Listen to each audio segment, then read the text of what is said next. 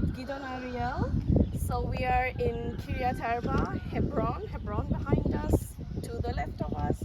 Gidon, where are we standing? Yes, so we are standing on the road leading up to Beit HaShalom. If you will point to this modern-looking building, it was recently refurbished, and this is a Jewish home, an apartment building with about 15 or so families, I believe. But this entire area is the road leading towards deeper into Hebron, specifically to Ma'arat HaMachpelah, the Cave of the Patriarchs. But everything that you can see, except for Ma'arat HaMachpelah, except for Beit HaShalom right near us, are Palestinian homes. This just across the street over here, a Palestinian. That one down there, Palestinian. Beyond the valley is Kiryat Arba, Okay. which is a community of about 2,000 or 3,000 families, about 10,000 residents. But that's all Jewish. Yes. So this fence is the only fence you have between the Jewish Kiryat Arba and Hebron, which is in the Palestinian territory. Not exactly. The Kiryat Arba is on the other side, as you can see over there, all those new-looking apartment buildings. Yeah. You see that wall, that's like a little cliff. Just beyond it, you see the white fence. Mm-hmm. That is the fence. It's not the security fence, but it's like a building fence. They're probably doing some construction over there.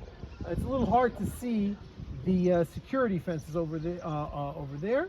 But if you can see, maybe you can see the stairs going up on the side. Yeah.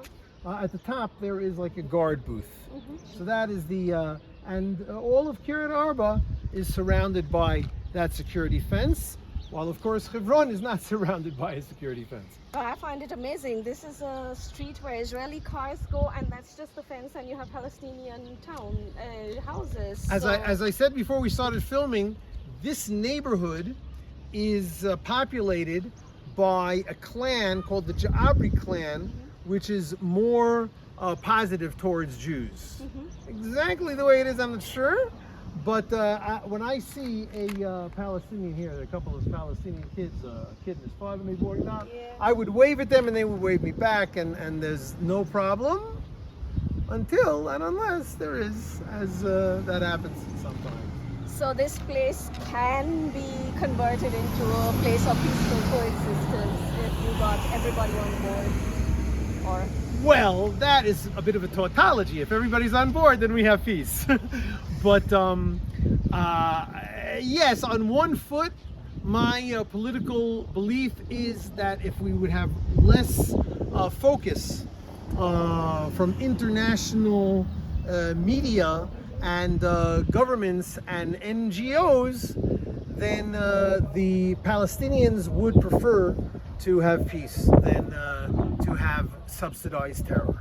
That's what I think. Very important point. Well, thank you. Let's explore further. It's very important that I think that most, or certainly a very large amount of Palestinians are not interested in terror. I live around here.